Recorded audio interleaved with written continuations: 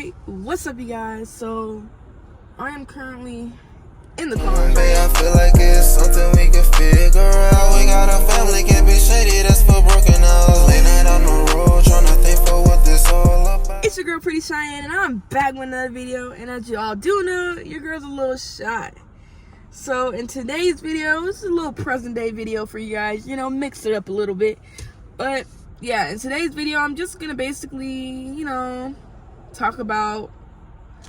I guess I'm gonna give y'all a little story time, because I never really talk about my life. I never really go into depth. I'm never really doing either of that. So yeah. Well, I don't know if I ever said this on my channel, but I am from California. I'm from San Diego, California. Anybody that from there, hello, hi, how are ya? The 619, that was me.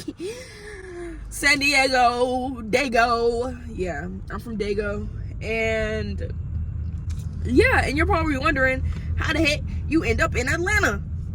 Bro, me too, because what the heck, that's so random. Like, how I end up in Georgia, Mike. But no, it's not I'm gonna try to like stretch this story out. It's not really like a long story. Well, it is if I went into like depth, like OD depth. But yeah, basically my childhood, I was born and raised in San Diego, California, and I ended up moving to Georgia in 2016. So I've been here for a little minute. It's almost gonna be 10 years. I was in San Diego, California. I lived with my mom up until I think I was 10. I believe I was either 10 or 11.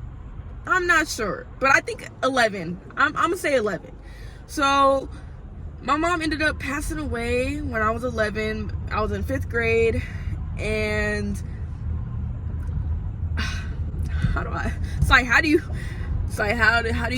go on after that? Anyways, but so yeah, my mom passed away when I was 11, and it was literally right before my 5th grade graduation. Like, we was planning, like, she was asking me what dinner I wanted, what I was gonna wear. Like, we were planning it all. Like, my mom was so excited, and it was just like life was good right there, because then my mom had just also found out that she was gonna be she was already a grandma, but she was able to actually see this grandchild, like, that was gonna be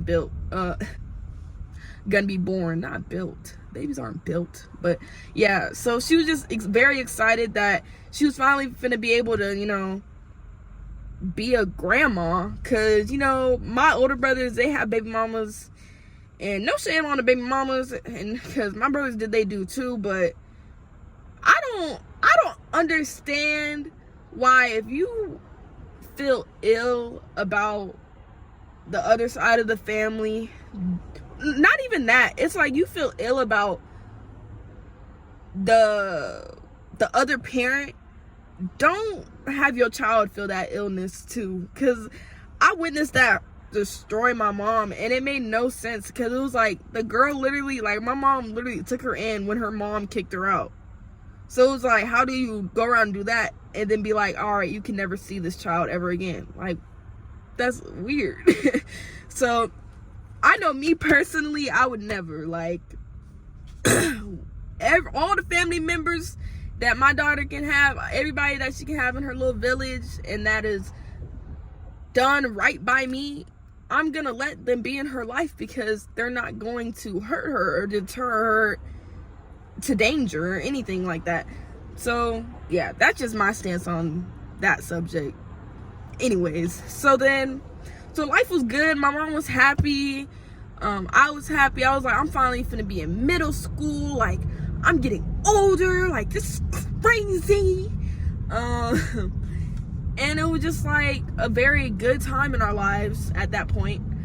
But then it was just, she got sick.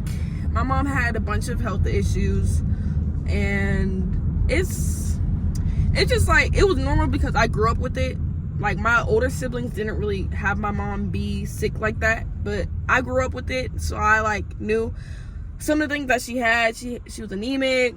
She had epilepsy. She had what's it called, fibromyalgia, which is chronic pain. So, and she had like heart conditions. So it was just like a whole bunch of things that my mom was dealing with in her mid 40s. I don't even think she wasn't even in her mid 40s. I think she was 44 when she passed. She wasn't even 45 yet. So it was like she was dealing with all that, but still being there for us as a mom. Like, she was doing the best that she could, which to me, in my eyes, she was like, I've never seen anybody like that before. Like, she's just like, I looked up to her for sure, because it's like, I knew my mom didn't have, and like, I would still ask for things that I know I couldn't get but somehow my mom would still find a way to get that thing or whatever I asked for. So it's like, as a kid, I didn't really think much of it. Like, I was just like, oh, I asked for it, I got it. But like, now that I'm older, I know that like, that was a lot of work for her to do. Like, that was not no simple task, because I'm dealing with that stuff now. Like, I already know when my daughter gets older, she's gonna ask me for stuff, and I'm gonna have to set that money aside and get it for her, because like, that's, I don't want to say it matters, but it do matter. It make the little kid happy, you know what I'm saying? So yeah, where was I going with all this? Okay, so my mom had a bunch of health problems. So she ended up, the day before she passed, she ended up getting really sick, and I didn't really like, well, my mom has gotten sick before, because when she, sorry, I'm driving, y'all, so I'm trying to like focus and talk about this at the same time, multitasking. But yeah, so it's like, my mom was dealing with all this stuff. So the day before, she was real sick, but like, every single time she went to the hospital, y'all, this is why I don't like hospitals, especially how they treat black women.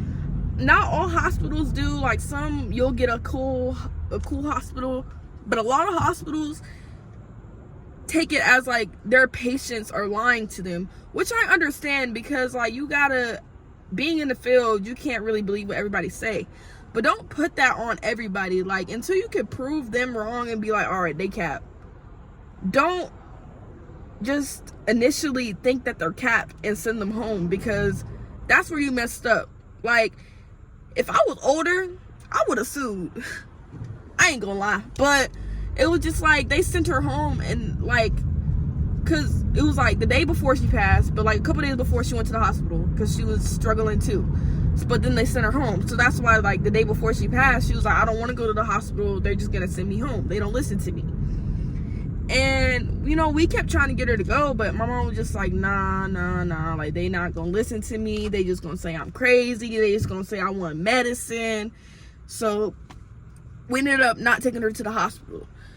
And unfortunately, you know, when I woke up, and because we had a movie night that night, we all slept in my mom's room that night. Me and my other sister, it was two of us, me and my sister, and then my granny was in my old room, because my granny had moved in with us as well, so just to help out with my mom and stuff, and well, help out with us, not with my mom, but help out with us. So I woke up that morning, and usually like, my mom would sleep, like sometimes I would catch my mom with her eyes open when she would be asleep. But it was like, when I looked over, I just knew something wasn't right. Like, I just felt something wasn't right, because usually like, when I tap my mom and she would be asleep or something, she'd like, I'm up type. But like, I just knew something was wrong. So I was just like, mom, and I was just shaking her, and she would not wake up.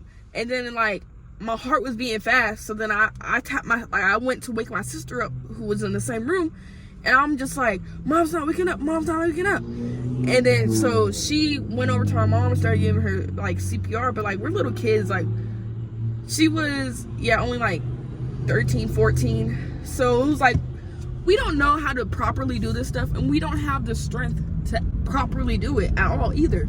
So it was like, she was trying to do that, but while she was trying to give my mom CPR, I was going to get my granny from the other room, like, to tell her like, mom's not waking up. And that's my mom's mom, so she's like, what the hell? Like, she is heartbroken. Like, she called 911, and my granny was just like, she never been the same after that. So it was just like, because my mom was her only daughter, like that was her closest child. Like that's who somebody she called every day. Like when my granny was living in San Francisco, they would call it every day, because San Francisco's like driving wise is 9 hours from San Diego. So, well, Richmond. So they would call it every day. So like for my granny to have to witness that and really see her daughter like that, it broke her heart. And yeah, so my mom ended up passing, and yes, I was next to her. And so the ambulance came, and one thing about when somebody passed, especially in a household, if you in a neighborhood, it's like people are so nosy. Like, just be polite. Like, just give us time to grieve. Like, I did it. Well, nah, because the neighbors that were dropping the food off, I don't think we ate any of that food, to be honest. It was just like, thanks. Like, we didn't want none of that, to be honest. So then, after that, I ended up going to live with my sister, my oldest sister. And she wasn't in the best situation, which, you know, we young, so it's like you're really supposed to live with your parents for a minute, especially if you can. Like, some people don't have the privilege of doing that. So it was just like she was just starting off, and to take on two kids that eat a lot, two kids that's gonna need to be fed, clothed, taken to school. It was just a lot for her, and I understand that now, being older. So it was just like, at the end of the day, she couldn't do it. Couldn't do it properly. She wouldn't have done it properly, and she knew that. So she ended up sending me and it's also my older sister, but she's younger than my oldest sister. But yeah, she sent us out to Atlanta to stay with my godparents. And mind y'all, I've never met these people ever. I never met them. I never knew I had godparents. I really didn't. But my sister knew I had godparents, because my oldest sister knew I had godparents, because she was, you know, older. So she met the woman. I never met her. Didn't know anything about them. And I'm gonna say all this so it makes some sense. My godparents are white. Like, I didn't really know them, and once we moved over there, and plus, if y'all know, Winder, Bethlehem, them the racist places, like them the places that black people want to stay out from, you know. So it was like, we moved into that environment from San Diego, being diverse. Well, it wasn't really diverse because I was the only black kid, but shoot, for being in that environment to being in like a more racist environment, like, it was just a big change. And it was like, while I was living with my godparents, a lot of stuff happened. Like, their friends, because my goddad, I don't know if he still is a cop, but he was a cop. Like, he was a part of SWAT. Like, yeah, like, we was always around his cop buddies, and like, they was always at the house. But like, that being said, they was all white, and like, they always had something to say about me and my sister. Like, they was always talking to my godparents like, oh my god, y'all brought the black kids in, like, y'all got black kids, like, how could you build up the courage to have black kids, and black kids this and black kids that? So it was like, I was constantly hearing those conversations. And luckily my godparents would be like, come on now, like, are you dead ass, like, you really asking me that stupid ass question? They didn't say it like that, but like, they was really like, you really asking me that? So yeah, so I ended up living with them for about a year or so. And yeah, y'all gonna have to get the rest of the story about everything else, because this is just from 6th grade to 7th grade. Yeah, that's the time span. When my mom passed, and I ended up coming out here to live with my godparents, and that was a struggle on its own, because it was just like, why? not why, because they was cool people. So it was just like, it was very different from what I was used to. I wasn't used to being like discriminated against at that extent. Like, yes, I was bullied in Cali, but it's like, it's Hispanics bullying his black people. Like, I don't really care.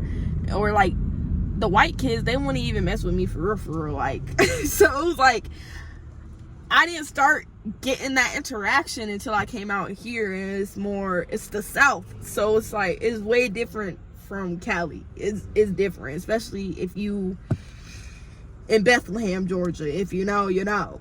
But yeah, so yeah, that's the story. I don't really know if I'm gonna post this, but if you're watching it, I hope you enjoyed it, and it's gonna give you a little insight of my life, because my life is really crazy. Like, that's not even the whole story about some of the stuff that I just encountered. Like, there's much more that I've been through. But yeah, so if any of y'all, you know, have gone through the same thing, I feel y'all. Like, losing a parent, I feel it, because I wouldn't wish that on my worst enemy.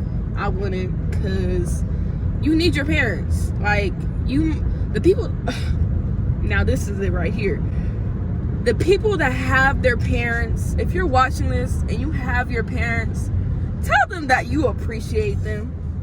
Tell them that they're doing the best that they can. Tell them that, just tell them thank you. Like, Nick, it's hard out here. People go through different things. You never know what somebody's going through. You never know what somebody's battling mentally. So it's really just be easy on people. Like, don't be as harsh. Like, we're already harsh on ourselves. So don't be so hard on other people until you know the full story. That's all I'm saying. Because you don't know what you may be like, why do they act like that? But it's like, what did they go through to act like that? So it's like, and as you get older, you'll definitely understand that more, I feel like. So I don't know, thank y'all for watching this video. I don't know if it was really, you know, worth talking about. I mean, it was worth talking about for me. It was kind of a therapy session for me, you know. It's trauma, you know what I'm saying? We all have it. It's real, but we all got to deal with it.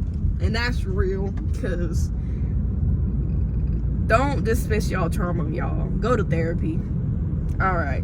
Have a good one. I feel like it's something we can figure out. We got a family, can't be shady, that's for broken out. Late night on the road, tryna think for what this all about.